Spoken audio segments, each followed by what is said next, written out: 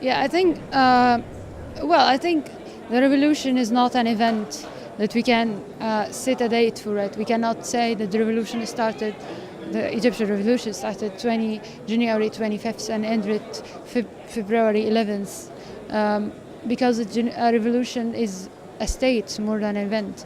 So I would say the Egyptian revolution started maybe in the year 2000 when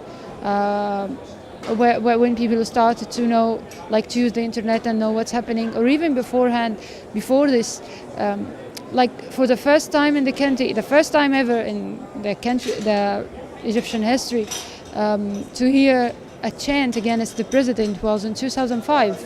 So I think the revolution could started in this date when people started to say down with Mubarak. And I think, like, if we didn't have this chant in 2005, we would not have it in 2011. We would not have people saying people wants this regime down, right?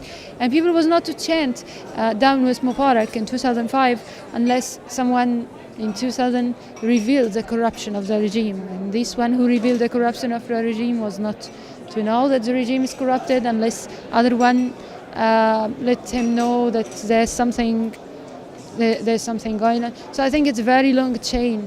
I would say that the mobilization for it started very long time ago. It just became more visible to us when the internet were more used, because then you have something on the screen, something that you have this Facebook page protesting. Meanwhile, before you have protest, but it doesn't have a Facebook page, so you have something unseen. If this protest is happening in another city, you would not know. So do you think that the revolution happened quicker because social networks were there? Yeah, I think that the existence of social networks speeded up the revolution. Like it helps people to mobilize quicker. Like if social media didn't exist, the revolution was to happen, no doubt of this. But I think it would have taken much time.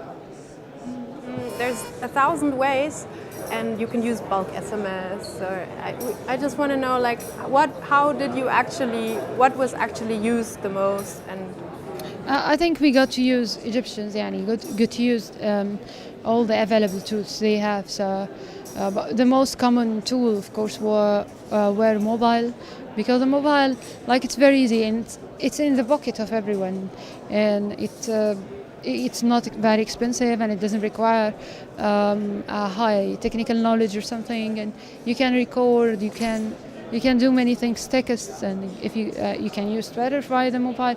So the mobiles are very powerful in Egypt, and people made very good use of it, as well as the internet, like the different social networks. So I think Egyptians did use different types of social networks. Basically, the first thing was the blogging, like since 2005 to 2008, and then Twitter, Facebook.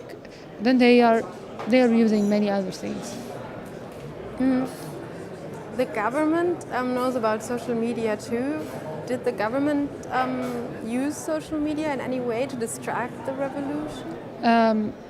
You mean Mubarak era? Yeah, of course they were. Like in Mubarak times, they didn't understand actually what the internet is. So whatever comes from the internet, they were oppressing people who do this. Like for example, in 2008, we got a call for a mass strike, which is very famous. I think 6th of April strike, and that was the first time in the history of the country that you have a call for a mass strike. And then this came from the internet, and the government doesn't actually understand what's happening, but then they know there's something happening because of the internet, so let's slow it down and let's arrest the people who are doing this. Meanwhile, these days after the revolution, I would find the situation is changing completely. The military council has a Facebook page, like it's very, very active. The prime minister have accounts on Facebook and Twitter, and he's well followed. So I think the government is more taking to the online.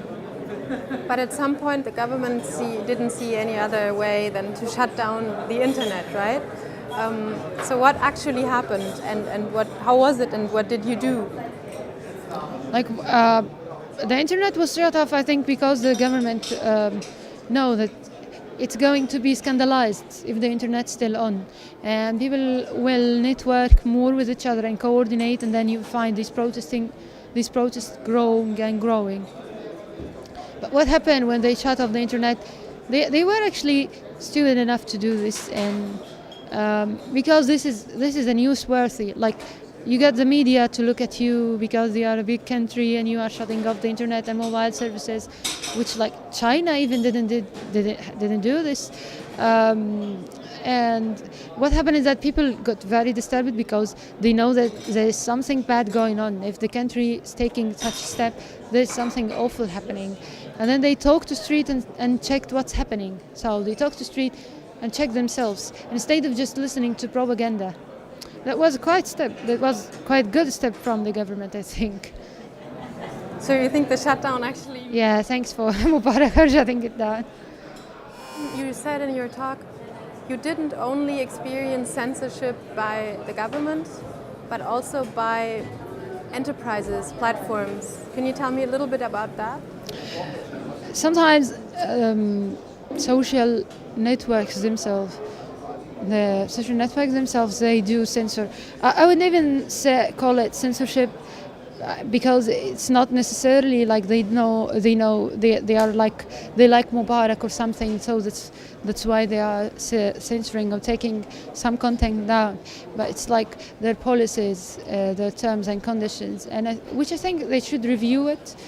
Just to make it compatible with human rights and to get to understand what digital activism is.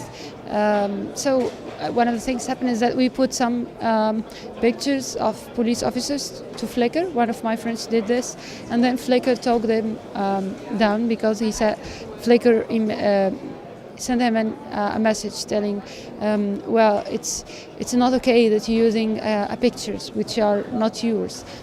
And also it happened with YouTube.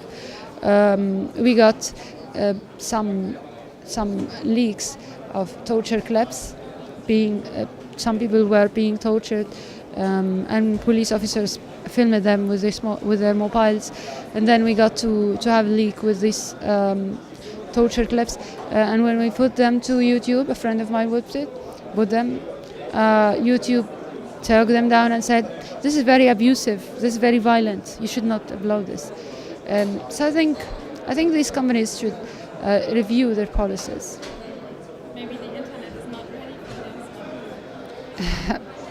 this. No law for the internet for how to use the internet, right? Thank you, Noha. Thank you.